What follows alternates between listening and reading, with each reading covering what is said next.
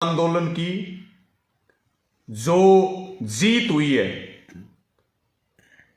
सबको बहुत बधाई है, शुभकामनाएं हैं। और आंदोलन केवल स्थगित हुआ है, आंदोलन अभी जारी है। मिशन उत्तर प्रदेश जारी है। 15 जनवरी को संयुक्त किसान मोर्चा की समीक्षा मीटिंग है। जो सरकार ने लिखित वादे किए हैं उनकी संयुक्त किसान मोर्चा समीक्षा करेगा। सरकार किसी प्रकार के वहम में ना रहे। अगर सरकार कहीं भी अपनी बात से पीछे हटी तो फिर आंदोलन झेलने के लिए तैयार रहे। मोदी सरकार का, बीजेपी आरएसएस का हिसाब किताब करने में किसान पीछे नहीं हटेगा। 700 से ज्यादा शहादतें हुई हैं। आंदोलन संघर्षों से जीता गया है। यह बात जो सरकार ने षड्यंत्र किए, जो खालिस्तानी आतंकवादी बताए, जो किसानों की शहादत हुई है, यह बात ना हम भूलेंगे और ना देश को भूलने देंगे। किसान बीजेपी का सूद समेत हिसाब करेगा, आरएसएस का हिसाब करेगा। साथियों, बहुत दिनों से आपके साथ लाइव नहीं जुड़े थे। बीजेपी की आईटी सेल लगातार पेज को इतना रिपोर्ट उसको कर रही कि रीच बिल्कुल पिछले लगभग 1.5 महीने से ना के बराबर हैं। मेरी सभी साथियों से यह अपील है कि अब सोशल मीडिया के ऊपर पहरा शुरू हो चुका है। नए कानून भी लेकर के आए और जो भी देश की बात करे, किसान गरीब मजदूर की बात करे, उसके सोशल मीडिया अकाउंट्स को निशाना बनाया जा रहा। बहुत दिनों बाद आपके साथ लाइव जुड़े हैं, तो इस वीडियो को ज्यादा से ज्यादा शेयर करें, क्योंकि एक यही माध्यम है आपके साथ सीधा जुड़ने के लिए। साथियों, आज करीब करीब 4 मुद्दों के ऊपर आपसे बात करनी है। रोजाना फोन आते हैं, तमाम साथी मिलते हैं और केवल दिल्ली का मोर्चों को हटाने का फैसला हुआ। लगातार किसानों की समस्याएं बनी हुई हैं। आजकल पूरे देश में आप देख रहे हैं कि डीएपी के बाद फिर यूरिया को लेकर के किसान सड़कों के ऊपर है। साथियों, अमूमन एक किसान को 4 से 5 बैग यूरिया की जरूरत है। अभी फसल को यूरिया की सबसे ज्यादा जरूरत है, लेकिन फिर बेशरम सरकार कुंभकर्ण की नींद में सोई हुई है।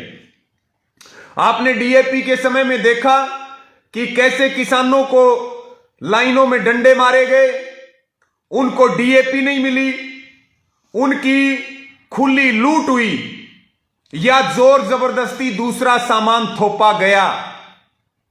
साथियों, इस लाइव को शेयर जरूर करें। ये चारों मुद्दे बहुत महत्वपूर्ण हैं। इनके ऊपर आपसे आज विशेष चर्चा कर रहे। जो भी आपका सुझाव है वो कमेंट में जरूर लिखें और अपने फेसबुक ग्रुप्स में इसको ज्यादा से ज्यादा सोशल मीडिया पे इसको शेयर जरूर करें। मैं बात कर रहा था साथियों यूरिया की, कि फिर डीएपी के बाद यूरिया के लिए किसानों को खून के आंसू रुलाए जा रहे हैं। किसान सुबह 4 बजे लाइनों में लगना शुरू हो जाता है। अगर हम हरियाणा की बात करें तो हरियाणा का कोई ऐसा कस्बा, कोई ऐसा शहर और कोई ऐसा गांव नहीं है जहां 500 मीटर की, 1 किलोमीटर की, 1.5 किलोमीटर की और कहीं कहीं तो 2.5, 3 किलोमीटर की लाइनें भी आपने सोशल मीडिया पे वायरल हुए वीडियो में देखी हैं। हरियाणा की सरकार, आपको पता है, विधानसभा की कार्रवाई चल रही है। हरियाणा के कृषि मंत्री खुद विधानसभा में बात बोलते हैं कि हमारे पास यूरिया की कोई किल्लत नहीं है। कल बोला उन्होंने, और यूरिया हमारे पास जरूरत से ज्यादा है। लेकिन वो यूरिया है कहां पे, यह अब तक किसानों को पता नहीं चला है। या तो किसान को यूरिया मिलती नहीं है, अगर उसको एक आधा बैग मिलता है तो रेट से ज्यादा कीमत वसूली जाती है। सरेआम बीजेपी के लोग सरकार और प्रशासन की नाक के नीचे कालाबाजारी कर रहे हैं, और या फिर उनको यूरिया के साथ दूसरी चीजें जबरदस्ती थोप करके उनके साथ लूट की जा रही है। विधानसभा का सेशन चल रहा है, विपक्ष के बहुत नेताओं ने आवाज भी उठाई। विपक्ष का काम भी है जनता की आवाज उठाना, तो दूसरी तरफ किसान जो है वो हैरान है, परेशान है। साथियों, हमने ये स्पष्ट चेतावनी दी सरकार को कि वो 24 दिसंबर तक ये लूट बंद करे और जरूरत के अनुसार किसानों को यूरिया उपलब्ध कराए, नहीं तो फिर मीटिंग करके, और चाहे वो लोहारू की बात हो, भिवानी की बात हो, चाहे वो हरियाणा की बात हो, फिर हम फैसला लेंगे। और मुझे तो लगता है ये लाइनें जो दुकानों पे लगी हुई हैं, ये लाइनें जो सोसाइटियों में लगी हुई हैं, ये लाइनें एमपी और एमएलए के घर के आगे लगा देनी चाहिए और वहां डेरा डाल लेना चाहिए। क्या इनकी कोई जिम्मेदारी नहीं है जो हमारा वोट लेकर के और इतनी सुविधाएं और इतने भत्ते लेते हैं, जो अपने आने वाली 7 पीढ़ियों का जुगाड़ करते हैं राजनीति में आकर के। किसान वोट देने वाला सड़क पे खड़ा है और सरकार के लोग मलाई खा रहे हैं। इन्होंने बेशर्मी की सारी हदें पार कर दी हैं। इतनी शर्मनाक तस्वीरें लाइनों में लगी हुई आ रही हैं। कहीं किसान विरोध करता है तो फिर उसको पुलिस से पिटवाया जाता है। यूरिया के लिए अब इस देश में, इस प्रदेश में आंदोलन करने पड़ेंगे। ये मोदी सरकार की किसानों के लिए नीतियां हैं, ये हरियाणा की खट्टर सरकार की नीतियां हैं। साथियों, बहुत जगह पे प्रदर्शन हो रहे हरियाणा में, यूरिया के लिए धरने दिए जा रहे हैं। हम ये बात हरियाणा की सरकार को स्पष्ट कर दें कि वो किसानों को यूरिया उपलब्ध कराए और ये जो लूट हो रही है इस लूट को बंद करे, नहीं तो आंदोलन झेलने के लिए तैयार रहे। हम इन नेताओं को घरों से बाहर नहीं निकलने देंगे। ये बात इनको कान खोल करके सुन लेनी चाहिए। इसको शेयर जरूर करें साथियों, इसको ज्यादा से ज्यादा शेयर करें। मैं लोहारू विधानसभा की बात करूं, सूचना मिली कि 24 तारीख को जिस आदमी ने आंदोलन के दौरान यह मांग की थी कि SYL का पानी, जिसने अनशन करवाए थे जेपी दलाल ने, आपको याद होगा संयुक्त किसान मोर्चा ने विरोध किया था। किसान यूरिया मांग रहा है, कृषि मंत्री जेपी दलाल कह रहे हैं कबड्डी खेलो। लोहारू विधानसभा के बैल में 24 तारीख को हरियाणा पंजाब की कबड्डी का मैच रख रखा है जेपी दलाल ने। जो यूरिया के लिए कबड्डी हो रही है वो जेपी दलाल को दिखाई नहीं देती, वो हरियाणा के मुख्यमंत्री उप मुख्यमंत्री को दिखाई नहीं देती। जो जेपी दलाल SYL के पानी की मांग को लेकर के और धरनों पे बैठा था, पूरी सरकार बैठी थी, अब वो हरियाणा पंजाब की कबड्डी के मैच करवा रहा। हमने ये बात स्पष्ट की है साथियों, ये बात बिल्कुल स्पष्ट की है कि 24 तारीख तक, चाहे वो लोहारू हो, चाहे वो भिवानी हो, चाहे वो हरियाणा हो, सरकार यूरिया की किल्लत को दूर करे, किसानों की परेशानी को खत्म करे, लूट बंद करे। नहीं तो मीटिंग करेंगे, कृषि मंत्री जेपी दलाल के घर के आगे जाकर के बैठेंगे और सारे हरियाणा से भी यही अपील करेंगे कि वो इन मंत्रियों के, इन MLA MPओं के घरों पे जाकर के डेरा डाल ले। नहीं तो अब हमारे पास कोई उपाय नहीं है। और हमने ये बात बिल्कुल स्पष्ट की है, जेपी दलाल जी की जिम्मेवारी है यूरिया उपलब्ध कराना। वो विधानसभा के अंदर सरेआम झूठ बोल रहे हैं। कल ही उन्होंने बयान दिया कि कोई कमी नहीं है, और उनकी खुद की विधानसभा में 3-3 किलोमीटर की लंबी लाइनें लगी हुई हैं, और यही स्थिति पूरे हरियाणा की है। हमने कहा या तो यूरिया उपलब्ध करा दो, और नहीं तो कबड्डी का मैच जो है वो पंजाब हरियाणा के बीच ना होकर के कृषि मंत्री जेपी दलाल और किसानों के बीच होगा।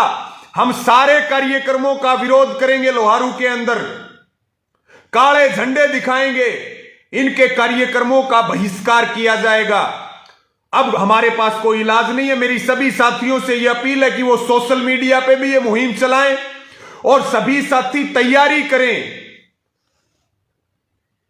अगर इन्होंने ये बात हमारी नहीं सुनी तो फिर उसके बाद हम फैसला लेंगे। साथियों, यह बहुत जरूरी मुद्दा। दिन में 1000 फोन आ रहे हैं, मैसेज आ रहे हैं, और हम जिस भी सड़क से गुजरते हैं वहीं पे लंबी लंबी लाइनें लगी हुई हैं। लेकिन यह सरकार चेत नहीं रही है। इसका इलाज करना पड़ेगा। मोदी के घुटने टिकवाए हैं। खट्टर सरकार से बहुत हिसाब बाकी है। इस खट्टर सरकार का हमें इलाज करना पड़ेगा। ये किसान विरोधी, मजदूर विरोधी, भाईचारा विरोधी, हरियाणा विरोधी लोग सुधरने वाले नहीं है। तो साथियों, इसके ऊपर पूरी नजर आप बना करके रखें। 25 तारीख में मीटिंग करेंगे, फैसला लेंगे। इस कृषि मंत्री का विरोध भी किया जाएगा और इसके दरवाजे पर जाकर के बैठेंगे। जरूरत पड़ेगी तो हरियाणा में सभी किसान और युवा भी इन एमएलए एमपी के घर के आगे जाकर के बैठेंगे। इसके ऊपर पूरी नजर रखें। साथियों, दूसरा मुद्दा चल रहा है टोल का। इस वीडियो को शेयर जरूर करें। बहुत महत्वपूर्ण चर्चा आपके साथ है। ज्यादा से, और कोई आपका सुझाव है तो कमेंट में जरूर लिखिए, समय निकाल करके उसका जवाब देंगे। दूसरा मुद्दा है साथियों टोल का। 380 दिन तक हमारी टोल कमेटियों ने टोल फ्री रखे, सबके लिए टोल फ्री रखे। आंदोलन की ऐतिहासिक जीत हुई। टोल खुले। हमने सबसे यह अपील की, निवेदन किया, हरियाणा की सरकार को चेतावनी दी, केंद्र की सरकार को चेतावनी दी, और ये जो टोल प्लाजाओं की कंपनी है, टोल नाकों की कंपनी है, इनको चेतावनी दी। ये लूट के अड्डे बन चुके हैं। ये टोल टैक्स नहीं है, ये गुंडा टैक्स है। गाड़ी ले तब हम 15 साल के लिए रोड टैक्स देते हैं, उसके बाद हम रजिस्ट्रेशन कराते हैं तब रोड टैक्स देते हैं। पेट्रोल और डीजल डलवाते हैं तो प्रति लीटर रोड टैक्स देते हैं, उसके बाद फिर ये टोल टैक्स किस नाम का। एक तरफ तेल की आसमान छूती कीमतें तो दूसरी तरफ भारी भरकम टोल टैक्स। ये टोल टैक्स नहीं है, गुंडा टैक्स है। और ये टोल प्लाजा नहीं है, ये रजिस्टर्ड लूट की दुकानें हैं और इनके ऊपर गुंडे बैठते हैं। ये पॉलिटिकल पार्टियों की सरकार में बैठे हुए लोगों की, अडानी अंबानी जैसे उद्योगपतियों के टोल हैं। इसलिए हमने स्पष्ट चेतावनी दी है साथियों।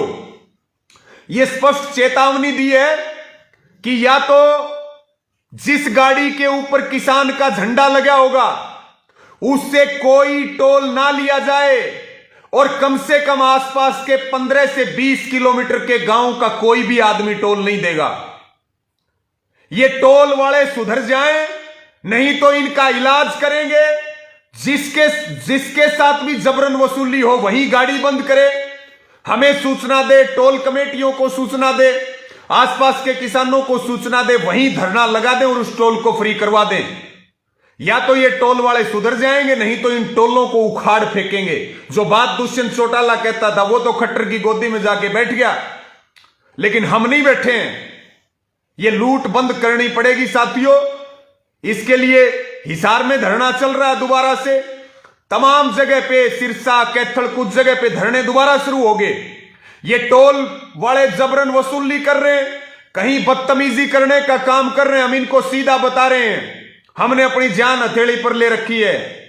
शांति से काम कर लो, और किसानों को और आसपास के गांव वालों को तंग किया तो हम टोल से केवल एक बार उठ करके गए, हम मरे नहीं है। दोबारा बैठ जाएंगे और सारा टोल फ्री करवा देंगे। ये टोल वाले इस बात को कान खोल करके सुन लें। और इस बात के लिए हमने कहा, जिस गाड़ी के ऊपर झंडा, जिस गाड़ी के ऊपर झंडी है, या किसी यूनियन के कार्यकर्ता का कार्ड है, उनके साथ किसी प्रकार की टोल की वसूली ना की जाए। कुछ लोग ज्ञान बांट रहे हैं, बीजेपी के लोग, कि तुम अराजक लोग हो, तुम गुंडागर्दी पे उतर आए हो। अगर ये गुंडागर्दी है तो हां, हम गुंडागर्दी करते हैं। अगर जनता को लूट से बचाना, गुंडा टैक्स से बचाना, अगर गुंडागर्दी है तो फिर हम गुंडे तो हो ही गए। लेकिन हम बीजेपी की ये जो लूट है या पहले की पार्टियों की जो लूट है, ये टोल टैक्स की गुंडागर्दी अब किसी कीमत पर नहीं चलेगी। इस लाइव को ज्यादा से ज्यादा शेयर करें साथियों, इस काम को बखूबी करें, टोल वाले काम को अलर्ट पे रहें।